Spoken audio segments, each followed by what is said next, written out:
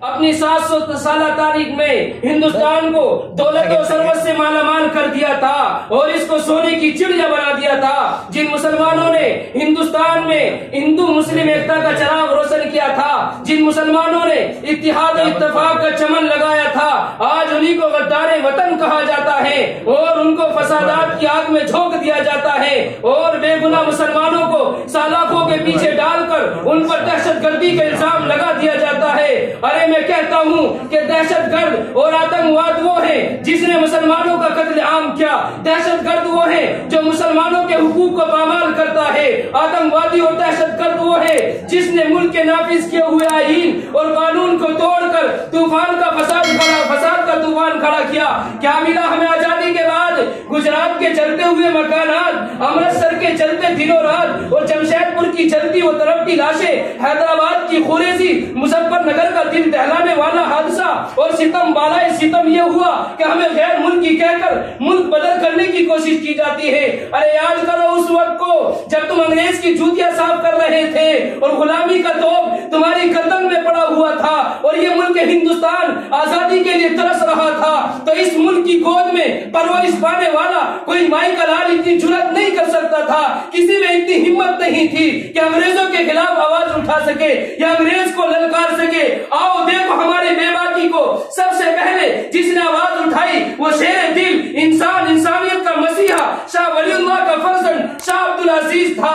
شاہ عبدالعزیز کی آواز کیا تھی؟ وہ آواز یہ تھی کہ انگریز کے خلاف لڑنا ہے، انگریز سے جہاد کرنا ہے، انگریز سے مقابلہ کرنا ہے، انگریز کے سامنے آ کر انگریز کو جواب دینا ہے۔ یہ فتویٰ شاہ عبدالعزیز کا ایک خطرناک پیغام تھا جس نے انگریز کو بے چین کر دیا تھا، جس نے انگریز کی نیند کو حرام کر دیا تھا، جس فتوے کی وجہ سے انگریزوں کی نیند اڑ چکی تھی، ان کا سونا، ان کا کھانا، ان کا رہنا، ان کا پہننا حرام ہو چکا تھا۔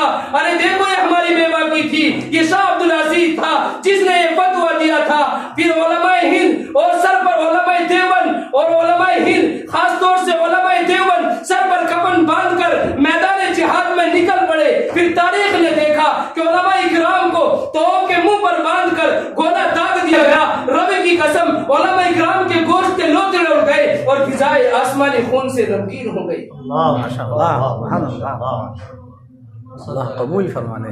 اور پھر تاریخ نے یہ بھی دیکھا کہ علماء کرام کو سوروں کی کھالوں میں بند کر تنوروں پر جلایا گیا۔ پھر تاریخ نے یہ بھی دیکھا کہ علماء کرام کو بوریوں میں بند کر کے دریا میں ڈال دیا جاتا، پھر ان پر گولیوں کا نشانہ بنایا جاتا۔ تاریخ شہادت دیتی ہے، تاریخ بتاتی ہے کہ خون کا پانی علماء کرام کے خون سے سرخ ہو چکا تھا۔ یہ تاریخ اس بات کی شہادت دیتی ہے۔ لاہور کی شاہی مسجد کے صحن میں انگریزوں نے پھانسی کا پھندا بنا لیا تھا، ایک دن میں 80 علماء کرام کو پھانسی دی جاتی تھی۔ ایک وقت یہ بھی ہوا، لمحات تاریخ اس بات کی شہادت دیتی ہے، لمحات تاریخ اس بات کی شہادت دیتی ہے کہ علماء کرام کو ہاتھیوں پہ کھڑا کر کے درختوں سے باندھ کر ہاتھیوں کو چلا دیا جاتا تھا۔ یہ علماء کرام نے ہمارے دیش کے لیے قربانی دی ہے۔ اور پھر ستم والے ستم یہ ہوا کہ ہم سے یہ ملک، ہم سے یہ حضرات معلوم کرتے ہیں کہ تم نے ہندوستان کو کیا دیا۔ ارے ہمارے علماء اکرام نے اس ہندوستان کے لیے قربانیاں دی ہیں، ہمارے علماء اکرام نے اس دیش کے لیے اپنی جان کو نچھاور کیا ہے، اپنی جان کی قربانی دی ہے۔ یہ علماء اکرام کی قربانی تھی، یہ علماء اکرام کی قربانی تھی۔ ہماری علماء اکرام کی تاریخوں کو مٹانے کی کوششیں کی جاتی ہے اور جنگ آزادی سے ہمارے علماء اکرام کے ناموں کو نکالا جاتا ہے۔